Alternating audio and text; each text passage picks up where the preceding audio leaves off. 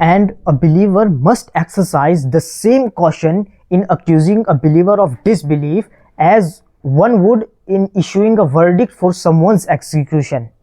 In fact, this matter is even graver, for while declaring someone a disbeliever carries the risk of oneself falling into disbelief if the accusation proves false.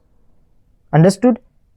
And issuing a death sentence does not carry such consequences.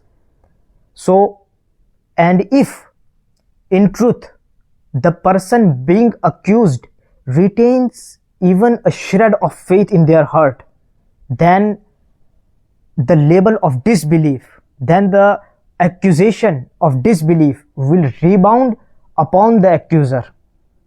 May Allah Azza wa Jal protect us. So anyone who truly fears Allah Azza wa Jal and is mindful of Him would not even dare to accuse a fellow Muslim of disbelief.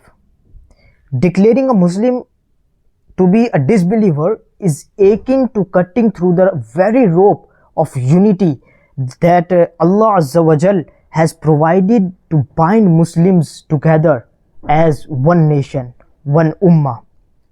Understood? And regrettably, we observe today that some among the scholars and adherents of Islam have diverted their energies toward pronouncing takfir upon fellow Muslims, rather than focusing on the noble mission of inviting non-believers to the truth of Islam.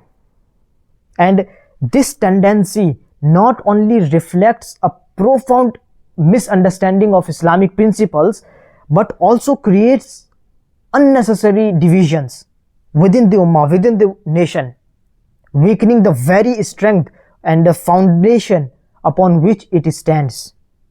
It is essential to remember that even the Prophet Muhammad, peace be upon him, who was guided by divine revelation, displayed unparalleled restraint and wisdom in such matters.